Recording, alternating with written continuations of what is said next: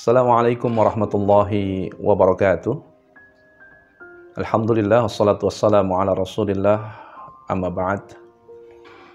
Sahabat semua yang dirahmati dan dimuliakan Allah, di kesempatan kali ini saya tidak ingin menyampaikan tentang nasihat dan tausiah, tapi kali ini saya ingin mengupas atau mereview satu kitab yang menjadi rujukan di dalam mendalami, mempelajari tentang sejarah Islam.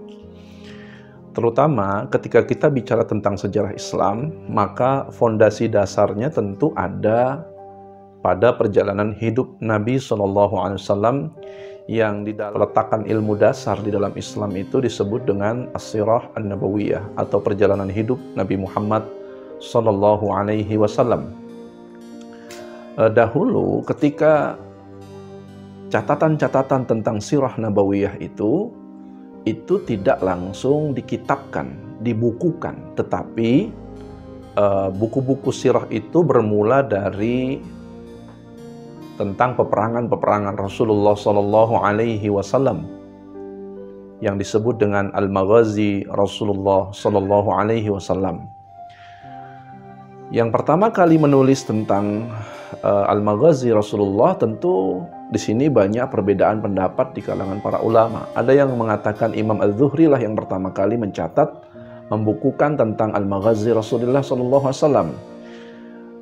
Ada juga yang mengatakan Imam Al-Waqidi, yang secara literatur Imam Al-Waqidi sampai hari ini kitabnya masih bisa kita jumpai, yang berjudul Al-Maghazi Rasulullah SAW. Maka nanti dari kumpulan-kumpulan atau catatan-catatan Maghazi Rasulullah atau peperangan-peperangan Rasulullah SAW itu kemudian nanti dijadikanlah satu kitab utuh yang pada saat itu ditulis langsung oleh Ibnu Ishaq.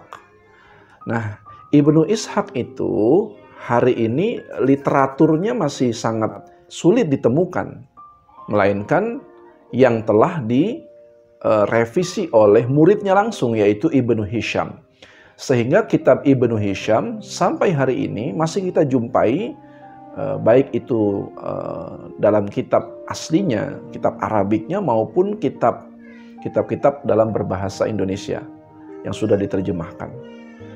Dan kalau Anda bagi pemula yang baru mulai mendalami, baru senang dengan kisah hidup Nabi SAW yang penuh dengan inspirasi, pelajaran, teladan, sehingga menjadi jembatan bagi kita menghubungkan antara masa hari ini dengan masa lalu, sehingga kita bisa melakukan lompatan besar di hari ini untuk masa depan generasi kita atau diri kita ataupun generasi kita. Maka dengan belajar sirah nabawiyah itu bukan belajar pelajaran orang-orang yang tidak punya waktu, pelajaran orang-orang yang cuma sekedar mengenang masa lalu. Tidak demikian adanya. Kalau kita baca buku Sirah Ibnu Hisham, maka akan nampak sekali di dalam buku itu periwayatan-periwayatan yang masih utuh. Kalau ibarat orang ingin makanan itu biasanya dia mesti ngambil mentahnya dulu, dipotong kecil-kecil, dimasak, digoreng, kemudian diracik sedemikian rupa, baru dia bisa menyantapnya. Tentu itu perlu keahlian khusus. Salah-salah bisa kurang asin, kurang manis, kurang asam, kan begitu. Nah, yang celaka tuh kalau kurang asam itu bisa bahaya yang kayak begitu. Nah, ketika pemerintah Saudi Arabia, saya agak sedikit lupa tahunnya berapa, itu mengadakan lomba penulisan tentang sirah nabawiyah. Disitulah berkumpul para ahli, para pakar sejarah Islam. Mereka kemudian menulis tentang kisah-kisah hidup Nabi SAW, terutama tentang sirah nabawiyah yang sifatnya berurut ya.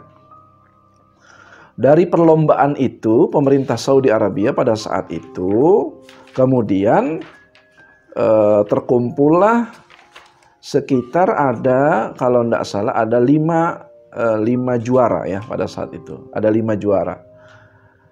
Kategorinya tentu bermacam-macam ya. Waktu itu yang menyelenggarakan lomba ini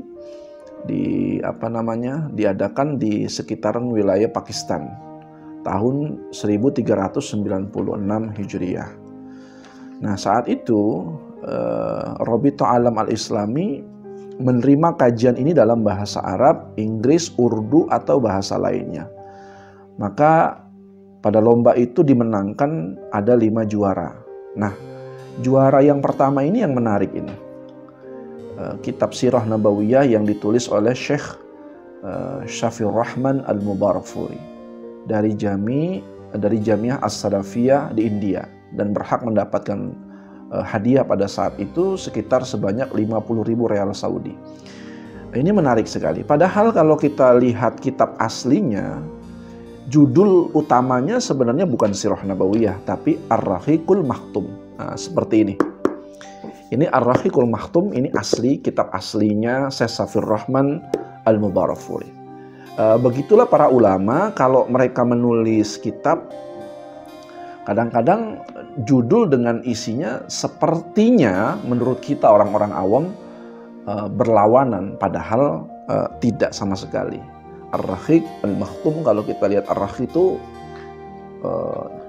artinya itu sebenarnya tempat yang tersegel gitu ya. Jadi Masya Allah, ini kalau kita maknai secara mendalam kalimat Ar-Rahiqul Makhtum itu maksudnya adalah wadah atau tempat yang tersegel. Kalau tersegel itu berarti bersih dari kuman, bersih dari bakteri, ada macam-macam lah ya. Tapi intinya suci gitu. Maksudnya apa? Maknanya adalah bahwa dalam catatan Ar-Rahiqul Makhtum yang dihadirkan ini perjalanan orang suci, orang bersih, orang maksum, utusan Allah, Khatamul Anbiya, penutup para nabi, yaitu Rasulullah Nabi Muhammad sallallahu alaihi salatu wassalam. Nah, sekarang saya ingin membedah sedikit ya, kitab ini. Bagi Anda yang baru mulai senang gemar membaca Sirah Nabawiyah, saya sangat menyarankan buku ini. Ini sudah diterjemahkan oleh Pustaka Al-Kautsar. Ya, Pustaka Al-Kautsar menerjemahkan kitab Ar-Rahiqul Makhtum dalam bahasa Indonesia. Dan yang menarik memang kitabnya tidak tebal. Padahal kalau saya punya yang juara saat, semua juara di itu saya punya semua kitabnya. Juara 1 Syekh Syafiur Rahman, juara 2, juara 3, juara 4, juara 5 saya punya semua kitabnya. Dan rata-rata mereka justru menulisnya dengan tebal-tebal gitu. Tapi Syekh Syafiur Rahman yang paling tipis malahan juara 1. Apa rahasianya? Nah, ini ternyata kalau kita mau bedah sedikit, mau kita review sedikit kitab ini, ternyata Syekh Syafiur Rahman tidak menganalisis terlalu dalam tentang setiap kejadian-kejadian dalam Sirah Nabawiyah. Dia seperti alur cerita yang sangat mengalir sekali tanpa dibumbui dengan analisa-analisa faktor-faktor yang terjadi dalam setiap kisah dan kejadian. Ini menarik, saudara sekalian, ini menarik sekali. Jadi bagi orang-orang awam tentu memudahkan bagi mereka untuk menyelesaikan setiap bab yang ditulis oleh Syekh Syafiur Rahman Al-Mubarakfuri. Kalau saya dulu mendalami sirah bersama Allahu Yarham ayahanda saya, dulu beliau selalu menyampaikan kepada saya bahwa kita belajar disiplin ilmu apapun tentu punya disiplin, punya urutan. Begitupun juga ketika kamu belajar Sirah Nabawiyah.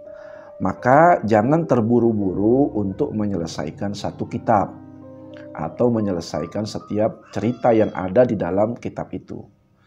Sehingga bagi kita tentu mengetahui bahwa belajar ilmu apapun itu memang harus ada disiplin ilmunya, termasuk belajar Sirah Nabawiyah. Jangan cepat-cepat ingin menuntaskan satu kitab atau melahap sekian kitab buku-buku sejarah Islam. Jangan.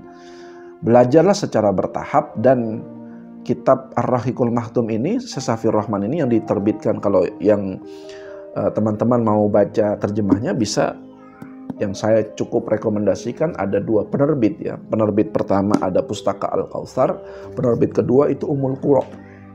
Itu 2 kitab, 2 penerbit itu menyajikan terjemahannya sangat apik sekali sehingga mudah dicerna, dipahami oleh setiap kalangan.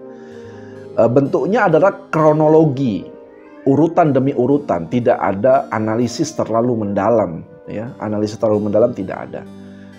Bagi Anda yang ingin mendapatkan analisa yang mendalam tentang Sirah Nabawiyah, buku ini tidak cocok.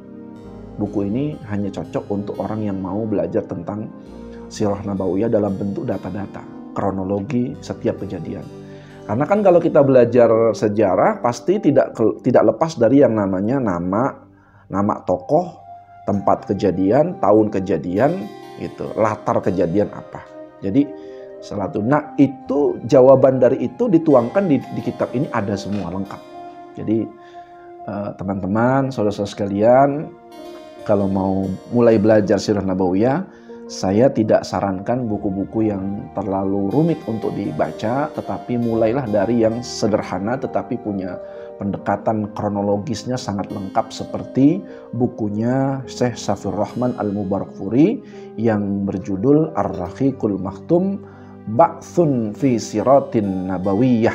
Itu kalau bahasa Arab, judul bahasa Arabnya.